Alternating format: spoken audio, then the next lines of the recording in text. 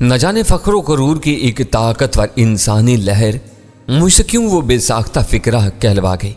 اس نے اسٹیئرنگ پر ہاتھ مار کر زور سے کہکا لگایا اور کہا، کہہ کر دیکھو میں تمہیں کوئز کے بجائے پاگل خانے پہنچا دوں گا۔ ایسے بےہودہ مذاق کی سزا دینے کے لیے میں اپنے کرائے کی پرواہ بھی نہیں کروں گا۔ ٹیکسی کب سے چلا رہے ہو؟ جذباتی غلبے سے بچنے کے لیے میں نے یکا موضوع بدل دیا۔ 3 برس تھے۔ اس نے کسی تعامل کے بغیر جواب دیا، میں انجینئرنگ یونیورسٹی کا گریجویٹ ہوں، دن میں سول انجینئر ہوتا ہوں، شام میں ٹیکسی چلاتا ہوں تاکہ اپنی 7 بہنوں کے لیے جلد از جلد کوئی بندوبست کر سکوں۔ وقت گزر گیا تو پھر وہ اپنے اپنے گھروں کو سدھارنے کے بجائے اماں کے گھر میں بیٹھی آپس میں لڑتی رہیں گی، اور تم بے ساختہ میری زبان سے ایک جارحانہ سوال آزاد ہو گیا۔ وہ ہنسا اور بولا، جب تک یہاں ہوں کوئی مسئلہ نہیں، بیوی نہ صحیح ہر روز نئی بیبی مل جاتی ہے، رات سکھ چین سے گزر جاتی ہے، بہنوں کے گھر آباد ہو جائیں تو میں بھی کچھ سوچوں گا۔ اس کا لہجہ سرسری تھا مگر اس کے اندر کا کر مجھ سے پوشیدہ نہ رہ سکا۔ تھوڑی دیر کے لیے ہم دونوں ہی خاموش ہو گئے۔ اب ہم مین ہٹن کو مشرق سے ملانے والی کوئز مڈ ٹاؤن ٹنل میں داخل ہونے جا رہے ہیں جو دریائے مشرق میں سے گزرتی ہے۔ ٹیکسی ڈرائیور نے سکوت توڑتے ہوئے مجھے آگاہ کیا۔ اب زیر آب سرنگ سے گزر کر ہم کوئز کے علاقے میں داخل ہوئے اور چند منٹ بعد ہی ایک صاف ستھرے رہائشی علاقے کے ایک خوبصورت مکان کے سامنے ٹیکسی روک دی۔ اس گھر کے چوبی گیٹ سے ملحق ستون پر برنارڈ کے نام کی چمکتی ہوئی تختی آویزاں تھی۔ ڈرائیور کو کرایہ ادا کرتے ہوئے میں یہ سوچ رہا تھا کہ ہماری دقیانوسی معاشرتی اقدار نے بہت سے لوگوں پر روزی کمانے کے متعدد راستے بند کیے ہوئے ہیں۔ وہاں پیشوں کو اعلیٰ اور ادنا درجوں میں بانٹ دیا گیا ہے، جس کی وجہ سے معمولی کام کرنے والوں کو کہیں بھی عزت کی نظر سے نہیں دیکھا جاتا، بلکہ ان پیشوں کو لوگوں کی تحقیر کا وسیلہ بنایا جاتا ہے۔ امریکہ میں وہ شخص اپنی معاشی ضروریات پوری کرنے کے لیے انجینئرنگ کی پیشہ ورانہ ملازمت کے ساتھ پوری ذہنی آزادی سے اور بے فکری سے ٹیکسی پہ چلا رہا تھا۔ اس کام میں وہ کسی کو جواب دہ نہیں تھا، اپنی ملازمت آپ ہی کر رہا تھا۔ کوئی اسے یہ تانا دینے والا نہیں تھا کہ وہ ایک اعلیٰ پیشے سے وابستہ ہونے کے باوجود ٹیکسی چلانے کا گھٹیا کام کر رہا ہے۔ یہی کام وہ اپنے ملک میں شروع کر دیتا تو ملنے جلنے والے اور قرابت دار طنز و تضحیک سے اس کی زندگی اجیرن بنا دیتے۔ اسے رخصت کر کے میں نے للی برنارڈ کے دروازے پر لگی ہوئی گھنٹی بجائی اور چند ثانیوں بعد ہی وہ دروازے پر آ پہنچی۔ مجھے دیکھ کر اس کی آنکھیں مسرت سے چمک اٹھی اور اس نے بہت گرم جوشی سے مجھے اندر بلایا۔ جینی کا گھر مختصر اور خوبصورت تھا، وہ وہاں اکیلی رہتی تھی۔ بعد میں اس نے مجھے بتایا کہ کام سے چھٹی والے دن وہ اگلے ہفتے کے لیے اپنی مرضی کے کھانے تیار کر کے ڈیپ فریزر میں محفوظ کر دیتی ہے۔ گھر کی صفائی اور برتن وغیرہ دھونے کا کام ایک ہاؤس میڈ سر انجام دیا کرتی تھی، جو جینی کے دفتر جانے کے بعد چند گھنٹوں کے لیے آتی تھی اور کام سے فارغ ہو کر دوبارہ گھر مکفل کر کے چلی جاتی تھی۔ گھر میں آمد و رفت کے لیے جینی نے اسے فاضل چابی دی ہوئی تھی۔ جینی مجھے ڈرائنگ روم میں اور پھر ایک راہداری سے گزار کر اپنی اسٹڈی میں لے گئی، جہاں ایک دیوار گیر شیلف پر کمپیوٹر کے لوازم رکھے ہوئے تھے۔ رنگین اسکرین آن تھی اور میز نما شیلف کے ایک سرے پر کسی شفاف سیال کا گلاس رکھا ہوا تھا۔ تم کیا پیتے ہو؟ جینی نے بیٹھنے سے پہلے ایک دل آویز مسکراہٹ کے ساتھ پوچھا۔ میں اس وقت جن پی رہی ہوں اور عام طور پر یہی پسند کرتی ہوں۔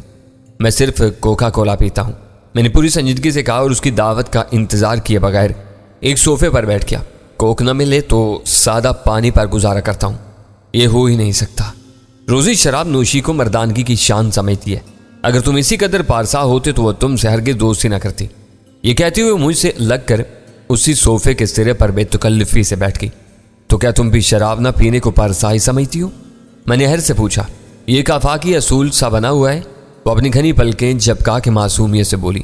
دنیا کا کوئی بھی مذہب شراب نوشی کی تلقین نہیں کرتا، مگر پھر بھی مذہب کے لوگ اس سے شوق کرتے ہیں۔ پھر جو چاہو لے آؤ، میں بھی تمہارا ساتھ دے دوں گا۔ بات مذہب کی آ گئی تھی، میں نے اس کے ٹیڑھے تیکھے سوالوں سے بچنے کے لیے جھٹ ہتھیار ڈال دیے۔ وہ گئی اور جن کی زیر استعمال بوتل کے ساتھ ٹانک واٹر اور دوسرا گلاس بھی لے آئی۔ اس نے کمپیوٹر کے سامنے بیٹھنے کے بجائے وہاں سے اپنا گلاس اٹھا لیا تھا۔ شاید تم کمپیوٹر پر روزی کا ہی کام کر رہی تھی، میں نے دھیرے سے اسے یاد دلایا۔ اس کا کام میں نے چند منٹ میں ختم کر لیا تھا، مگر ایک بات مجھے رہ کر الجھن میں مبتلا کر رہی ہے۔ وہ غور سے میری طرف دیکھتے ہوئے بولی۔ میں نے بے چینی سے پہلو بدل کر اپنے اور اس کے درمیان کچھ فاصلہ پیدا کرتے ہوئے کہا، اگر اس الجھن کا تعلق میری ذات سے ہے تو میں اسے دور کر سکتا ہوں۔ ساری الجھن ہی تمہاری وجہ سے ہے۔ اس کے ہونٹوں پر میٹھی مسکراہٹ پھیل گئی۔ میری وجہ سے؟ یہ میری تم سے دوسری ملاقات ہے اور ابھی تک میں نے تم سے کوئی ایسی بات نہیں کی جس سے الجھن پیدا ہونے کا اندیشہ ہو۔ ایمانداری سے اپنا اصل نام بتا دو۔ تمہارا نام رامادان نہیں ہو سکتا، پھر جو نام چاہو تجویز کر دو، میں تمہاری خوشنودی کے لیے وہی بن جاؤں گا۔ میں نے پورے خلوص سے اسے پیشکش کر ڈالی۔ میں روزی کو بہت اچھی طرح جانتی ہوں، وہ آج کل پاکستان کے معاملات میں گہری دلچسپی لے رہی ہے۔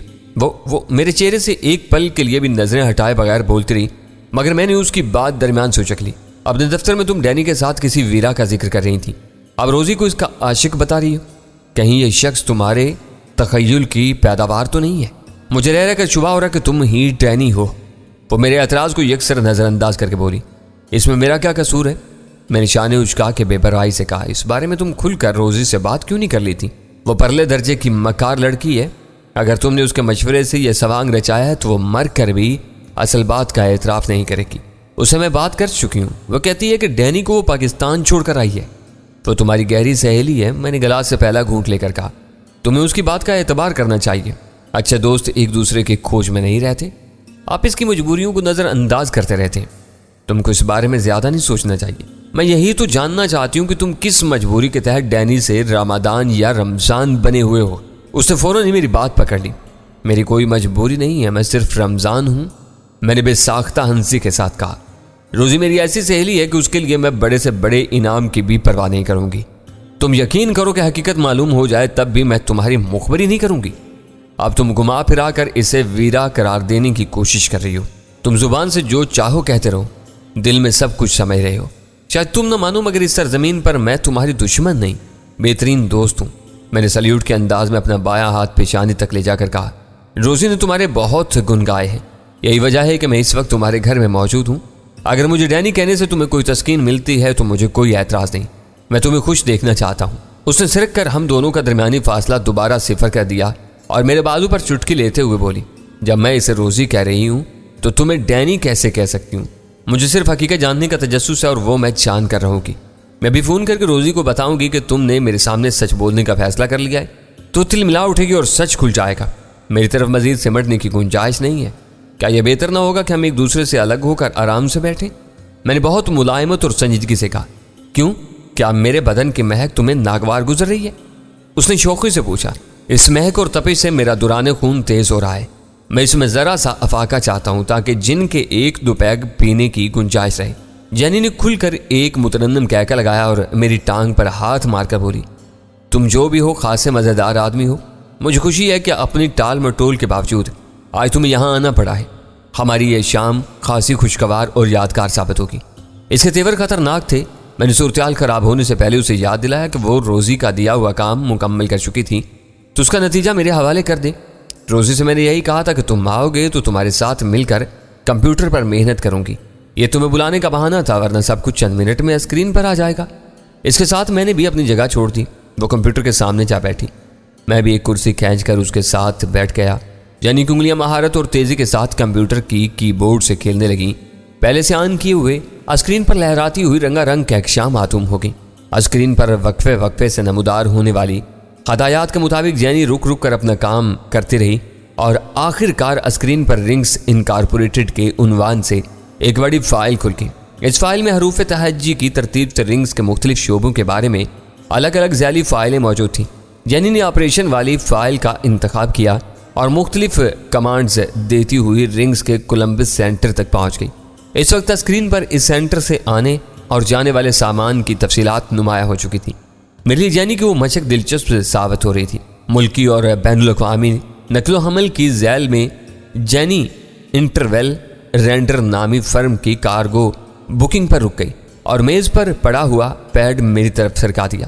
چاہو تو اپنی مطلوبہ معلومات کاغذ پر نوٹ کرتے جاؤ، اس نے کہا اور میں نے قلم سنبھال لیا۔ انٹرویل رینڈ نے 2 ٹن وزنی مشینی آلات اور برقی پرزوں پر مشتمل 3 چوبی کریٹ کراچی بھیجے جانے کے لیے رنگز والوں کے پاس بک کرائے تھے۔ رنگز والوں کی 28 نمبر بند گاڑی وہ پیٹیاں لے کر اگلے روز الصبح کو کولمبس سے روانہ ہونی تھی۔ جینی نے کوئی کی دبا کر نیا صفحہ کھولا تو اس گاڑی کا روٹ سامنے آ گیا۔ کولمبس سے نکلنے کے بعد برق سے مزید سامان اٹھاتی ہوئی فلاڈفیا کے راستے دوپہر تک نیو یارک پہنچتی تھی، جہاں وہ سامان ایک گودام میں اتار دیا جانا تھا۔ جینی کے لیے حیران کن بات یہ تھی کہ وہ رنگز کا گودام نہیں تھا۔ برآمدی سامان کی محفوظ پیکنگ، پارکنگ اور دستاویزات کی تیاری کے لیے نیو یارک میں رنگ کا باقاعدہ مال خانہ اور عملہ موجود تھا، مگر وہ تینوں کریٹ نیو یارک سے پہلے نیو جرسی کے ایک نئے گودام یا ٹھکانے پر اتارے جانے تھے۔ گاڑی کو پٹسبرگ سے اٹھایا ہوا سامان نیو یارک پہنچانا تھا۔ نیو جرسی کا وہ گودام نیا تھا، اس لیے ریکارڈ میں اس کا پتہ بھی درج تھا جو میں نے لکھ لیا۔ 2 روز بعد وہ سامان اس گودام سے براہ راست ایک فلائٹ پر بھیجا جاتا اور پیرس کے راستے کراچی کے لیے روانہ ہو جاتا۔ شیڈول میں اس متوقع پرواز کا نمبر اور اس کے کراچی پہنچنے کا وقت تک موجود تھا۔ اس پوری تفصیل سے یہ ظاہر ہو رہا تھا کہ بدری ناتھ کی دی ہوئی اطلاع بہت معتبر تھی، لیکن سامان میں کی جانے والی گڑبڑ کا سراغ لگانے کے لیے ہمیں کولمبس کی طرف دوڑ لگانے کی ضرورت نہیں تھی۔ جو کچھ بھی ہونا تھا نیو جرسی کے اس مشتبہ گودام میں ہونا تھا جو جینی کے لیے بھی نیا تھا۔ وہ بندوبست غالباً رنگز کے عام ملازمین کو مجوزہ تخریب کاری سے الگ تھلگ رکھنے کے لیے کیا گیا تھا۔ تم چاہتی تو اپنے کمپیوٹر سے متعلقہ معلومات کے پرنٹ آؤٹ بھی نکال سکتی تھی۔ جینی کے کمپیوٹر بند کر دینے کے بعد میں نے دبے لہجے میں کہا، میں اپنے لیے کوئی غیر ضروری خطرہ مول نہیں لینا چاہتی۔ کراچی میں اٹامک انرجی کمیشن کا نام سامنے آتے ہی مجھے اندازہ ہو گیا تھا کہ یہ کوئی گرما گرم اور خطرناک معاملہ ہو سکتا ہے جس میں ٹانگ اڑا کر میں اپنی شامت کو دعوت دوں گی۔ پورا پروگرام کھنگال کر تم ٹانگ توڑوا ہی بیٹھی ہو۔ کسی کو کیا پتا چلے گا کہ تم نے پرزوں کی کھیپ کے بارے میں کچھ دیکھا یا چھاپا ہے؟ میں اپنے سافٹ ویئر کو بہتر جانتی ہوں، وہ مسکرا کے بولی۔ اس میں دیکھنے اور چھاپنے میں زمین آسمان کا فرق ہے۔ دیکھ بھال کہیں ریکارڈ نہیں ہوتی، لیکن پرنٹنگ کی پوری تفصیلات خود بخود ریکارڈ ہو جاتی ہیں۔ اقبال کو پتہ چلتا کہ میں نے ان مخصوص صفحات کے پرنٹ آؤٹ نکالے ہیں تو میرے لیے جواب دہی مشکل ہو جاتی۔ تم لوگ بتا ہی چکے ہو کہ وہ کس قدر شفاق اور مجرمانہ ذہنیت کا مالک ہے۔ میں غیر ضروری طور پر اس سے ٹکر نہیں لے سکتی۔ اس کے ساتھ کام کرنے کے باوجود تم میں ذرا بھی حوصلہ پیدا نہیں ہو سکا۔ میں پروفیشنل ہوں اور رنگز کے لیے صرف پیشہ ورانہ خدمات انجام دیتی ہوں۔ آئزک کے جرائم میں میرا کوئی حصہ نہیں ہے۔ میں بلا وجہ اس کی مخاصمت کیوں مول لوں؟ وہ کسی خطرے میں پڑے بغیر مجھے مطلوبہ معلومات فراہم کر چکی تھی، اس لیے میں نے وہ بات وہیں ختم کرتے ہوئے فوری خیال کے تحت پوچھا، ہیلن رائے کا کیا حال ہے؟ جینی افسردگی سے سر ہلاتے ہوئے بولی، اس پاگل اور جذباتی لڑکی نے اپنی زندگی تباہ کر لی ہے۔ کسی نے اسے فون کر کے پہلے ہی ہارلم کے فسادات میں رنگز کے کردار کے بارے میں بتا دیا تھا۔ پہلے اس نے دفتر میں مجھ سمیت ہر ایک کو وہ کہانی سنائی، پھر اخبارات میں بھی جا پہنچی، اور آج ہی وہ بیچاری سب کے لیے عبرت کا نمونہ بن چکی ہے۔ تو کیا اسے مار ڈالا گیا؟ میں نے بے ساختہ پوچھا۔ مر جاتی تو شاید اس کے حق میں زیادہ بہتر ہوتا۔ کسی نے اس کے فلیٹ میں گھس کر اس کے ساتھ ایسی زیادتی کی ہے کہ اس کا دماغ الٹ چکا ہے اور وہ دماغی اسپتال پہنچائی جا چکی ہے۔ اس کے انجام نے ہمارے دفتر میں کئی لوگوں کو خوفزدہ کر دیا ہے۔ مختصر سی مدت میں ہیلن رائے کے اس انجام نے میرا دل بوچھل کر دیا۔ عام امریکیوں کے برعکس اس نے شاید اپنے کول و فیل کے بارے میں کوئی دعویٰ نہ کیا ہو، لیکن وہ صحیح معنوں میں ایک بے باک صاف کو اور باضمیر لڑکی تھی۔ اپنے اصولوں پر سمجھوتا نہ کر کے اس نے اپنی ملازمت کی پرواہ کی اور نہ کسی سے خوف زدہ ہوئی۔ وہ بالکل یک و تنہا شہر کے بھیڑیوں کو بے نقاب کرنے نکل کھڑی ہوئی تھی، اور یہ بھول گئی تھی وہ خونی بھیڑیے پیچھے سے وار کر کے اس کی چادر کے چیتڑے بھی اڑا سکتے ہیں۔ جن کا پہلا گلاس ختم کر کے جینی مجھے اپنی خوابگاہ میں لے گئی۔ وہ کمرہ بہت صاف ستھرا اور پرتعیش تھا۔ وہاں کی آرائش سے جینی کی فراخ دلانہ رجحانات کی بھرپور عکاسی ہو رہی تھی۔ اس کمرے کو بنانے اور سجانے میں جینی نے دل کھول کر پیسہ خرچ کیا تھا۔ بہت خوبصورت ہے۔ میں نے ایک جگہ رک کر کمرے کا بھرپور جائزہ لیتے ہوئے توصیفی لہجے میں کہا، تم جیسی لڑکی کے لیے اس سے کم کا تصور بھی نہیں کیا جا سکتا۔ اپنے لیے یہ سب کچھ حاصل کر کے مجھے بھی خوشی ہوتی ہے۔ اس نے مجھے گوشے میں پڑے ہوئے چرمی صوفے پر بٹھاتے ہوئے کہا، میں ہمیشہ سے ایسے کمروں میں نہیں رہی۔ میں نے نیو یارک کے کئی ٹھٹرا دینے والے جاڑے رات بھر گتے کے ڈبوں میں دبک کر گزارے ہیں۔ میں نے وقت کی بڑی بے رحمانہ مار سہی ہے، مگر اس کے سامنے ہتھیار نہیں ڈالے۔ ایسے حالات میں پرورش پانے والے اپنی زندگی میں بہت کم کامیاب ہوتے ہیں۔ میں نے متاثر ہو کر کہا، روزی بتا رہی کہ تو تم دونوں نے کافی وقت ایک ساتھ گزارا ہے، چاہے یہ برے دن تم نے اپنے بچپن میں جیلے ہوں گے۔ وہ میرا اشارہ سمجھ گئی اور اسبات میں سر ہلاتے بولی، لڑکپن اور جوانی کی سرحد پر ندیدے شکاری مجھے سر چھپانے کی جگہ دینے پر تلے ہوئے تھے، مگر میں نے اپنی راہ چن لی تھی۔ سان فرانسسکو میں رہ کر میں نے کافی رقم جمع کی اور پھر تعلیم کا سلسلہ شروع کر دیا۔ گریجویشن کر کے نیو یارک آئی تو روزی سے دوستی ہوگی، اور اس کی آنت سے میں نے MBA میں داخلہ لے لیا۔ سان فرانسسکو میں تم کیا کرتی تھی؟ میں نے روا روی میں سوال کر ڈالا۔ لمحہ بھر کے لیے اس نے مجھے گورا جیسے اندازہ لگانا چاہ رہی ہو کہ میں کس حد تک سنجیدہ تھا۔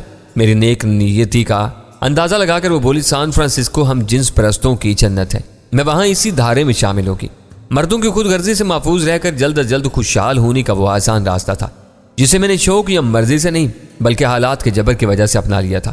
موضوع کی تلخی کو بھلانے کے لیے اس نے دوسرے گلاس میں سے ایک لمبا گھونٹ لیا تو میں اس سے ایک اور چبھتا ہوا سوال پوچھے بغیر نہیں رہ سکا، کیا تمہیں کبھی ماں باپ کا سایہ میسر نہیں رہا؟ باپ شرابی اور جواری تھا، ماں اپنے ایک آشنا کے ساتھ کہیں بھاگ گئی۔ میں گھر اور اسکول کو بھول کر سڑکوں پر آ گئی اور قصہ ختم۔ اس نے ہاتھ جھاڑ کر بات ختم کر دی۔ للی برنارڈ کسی بھی معاشرے میں انسانی عزم و حوصلے کی کامیابی کی ایک ایسی مثال تھی جس پر کوئی مقالہ بھی لکھا جا سکتا تھا، لیکن اس نے ہر بات بہت اختصار کے ساتھ سمیٹی تھی۔ اس کی کہانی میں بس ایک ہی کمزور لمحہ تھا جب اس نے غربت اور تنہائی سے مغلوب ہو کر نیو یارک سے سان فرانسسکو جانے کا فیصلہ کیا تھا۔ اس وقت تک میں جینی کو نیو یارک کی ایک رنگین مزاج اور اوباش طبیعت لڑکی سمجھ رہا تھا جو اچھے منصب پر فائز ہونے کے باوجود پروکار زندگی گزارنے کے تصور سے نالاں تھی۔ اس کی زندگی کے چیدہ چیدہ واقعات سننے کے بعد میری نگاہوں میں اس کا مقام ذرا بلند ہو گیا۔ ایک خاص بات یہ تھی کہ میرے پہنچنے کے بعد اس کے فون کی گھنٹی بجی تھی، نہ اس نے کسی کو فون کیا تھا۔ اس کا مطلب یہ تھا کہ اس کے ملنے جلنے والوں کا حلقہ مختصر اور محدود تھا، یا شاید وہ بھی ماضی کی ویرا کی طرح شکار کو زیر کر کے بھول جانے کی عادی تھی۔ میں جس مقصد کے لیے وہاں آیا تھا وہ پورا ہو چکا تھا۔ میں نے کئی بار اٹھنے کا ارادہ کیا، لیکن جینی نے ہر بار ہاتھ تھام کر والیانہ انداز میں مجھے روک لیا۔ ویرا کے ساتھ شب روز کی یکسانیت سے فرار حاصل کر کے مجھے خود بھی جینی کے ساتھ دنیا جہان کی باتیں کرنے میں لطف آ رہا تھا، لیکن مشکل یہ تھی کہ معدے میں گولڈن ٹرائی جن کی بڑھتی ہوئی مقدار کے ساتھ اس کے ذہن پر رومان کا بھوت طاری ہوتا جا رہا تھا۔ کھانے وغیرہ کا دور تک کوئی ذکر نہیں تھا۔ مجھے ڈر تھا کہ اگلا کوئی بھی گلاس اسے کیف و سرور کی ایسی دنیا میں پہنچا دے گا جہاں وہ میرے گلے کا ہار بن کر رہ جائے گی اور میں بے بس ہو کر رہ جاؤں گا۔ پانی کی بوتل لینے کے بہانے میں اس کے باورچی خانے میں گیا تو یہ دیکھ کر اطمینان ہوا کہ فریج خرد و نوش کی اشیاء سے بھرا ہوا تھا۔ منجمد کھانوں کو تازگی دینے کے لیے وہ مائکرو ویو اوون بھی موجود تھا۔ میں نے جائزے سے فارغ ہو کر پانی کی بوتل نکالی تھی کہ جینی جھومتی اور لڑکھڑاتی ہوئی وہیں آ پہنچی۔ میرے شانے پر ہاتھ رکھ کر اپنا پورا بوجھ میرے اوپر ڈال دیا۔ میں نے غسیلی نظروں سے جو گھورا تو وہ اپنی خمار آلود آنکھیں میری آنکھوں میں ڈال کر مسکرا دی۔ فکر مت کرو، قدم ذرا لڑکھڑانے لگتے ہیں، میرا ذہن صاف رہتا ہے۔ اس وقت تم سے مسلسل باتیں کرنے کو جی چاہ رہا ہے۔ اس وقت جینی کی خوبصورت آنکھوں میں اور چہرے پر ایک عجیب مقناطیسی کشش پیدا ہو چکی تھی۔ میں نے نظریں چرا کر اسے سہارا دیا اور دوبارہ خوابگاہ کی طرف ہو لیا۔ اگلے دن کا آغاز خاصی کسل مندی سے ہوا۔ ویرا دیر تک میری واپسی کے انتظار میں جاگتی اور سلگتی رہی۔ پھر میری واپسی پر درمیانے درجے کا ایک تلخ اور ترش فساد ہوا جس کا کوئی نتیجہ نکلنا تھا نہ نکلا۔ اتنا ضرور ہوا کہ نیو یارک آمد کے بعد پہلی بار مجھے پوری مسحری پر آزادی سے ہاتھ پیر پھیلا کر سونے کا موقع مل گیا۔ ویرا مجھ سے روٹ کر صوفے پر منہ لپیٹ کر پڑ گئی تھی۔ صبح ہم دونوں ایک دوسرے سے قدرے شرمسار اور روٹھے روٹھے سے تھے۔ میرے ذہن پر 3 کام سوار تھے۔ سب سے پہلے اول خان کو پرزوں کی کھیپ کے بارے میں تازہ ترین معلومات سے آگاہ کرنا تھا۔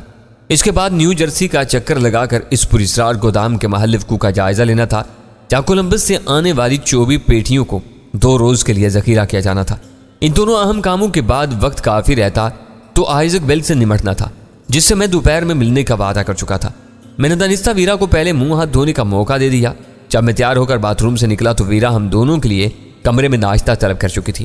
یہ اس کی جانب سے مصالحت کی پہلی خاموش ابتدا تھی۔ ناشتے کے بعد تمہارا کیا پروگرام ہے؟ میں نے ویرا سے پوچھا۔ جینی کی بچی کو فون کر کے ایسی بے بھاؤ کی سناؤں گی کہ اس کی طبیعت صاف ہو جائے گی۔ ویرا کو میرے بولتے ہی اپنے دل کا غبار نکالنے کا موقع مل گیا۔ یہ کار خیر تم کل رات بھی کر سکتی تھی جب وہ مجھے باتوں میں الجھائے بیٹھی تھی۔ اسے معلوم تھا کہ میں فون پر اسے ڈسٹرب کرتی رہوں گی۔ اس نے فون پر ریکارڈنگ مشین لگائی ہوئی تھی۔ میرے چھوڑے ہوئے پیغامات سن کر اس کی طبیعت صاف ہو گئی ہوگی۔ میں بے اختیار ہنس پڑا۔ تم اپنا دل ہلکا کر چکی ہو۔ رات میں خود حیران تھا کہ میری موجودگی میں ایک بار بھی جینی کے فون کی گھنٹی نہیں بجی۔ ریکارڈنگ مشین آن کر کے اس نے گھنٹی بند کر دی ہوگی، ورنہ وہ مشین 2 گھنٹوں کے بعد اس کا ریکارڈ کیا وہ پیغام سنا رہی تھی۔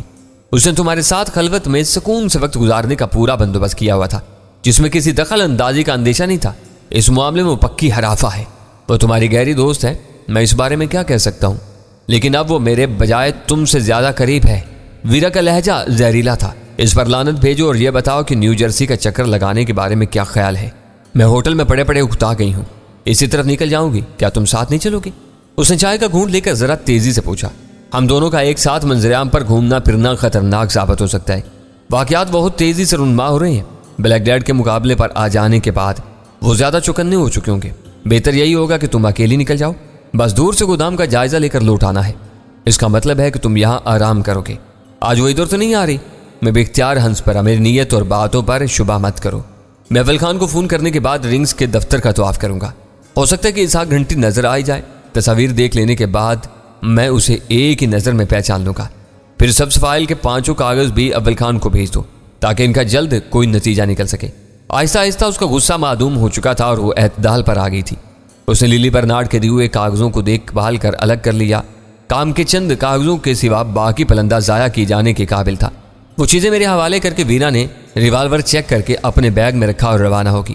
نیو جرسی کے ساتھ بھی وہی اوہایو والا چکر تھا، یعنی نیو جرسی، فلاڈلفیا اور نیو یارک کے درمیان پچکی ہوئی ایک پتلی اور لمبی سی ریاست ہے، جسے عام غیر ملکی محض ایک شہر ہی تصور کر کے دن بھر میں وہاں کے تمام قابل ذکر مقامات کی سیر کر ڈالتے ہیں۔ رنگز والوں کو کراچی بھیجے جانے والے تینوں کریٹ نیو جرسی کے ایک قصبے کے گودام میں پہنچانے تھے۔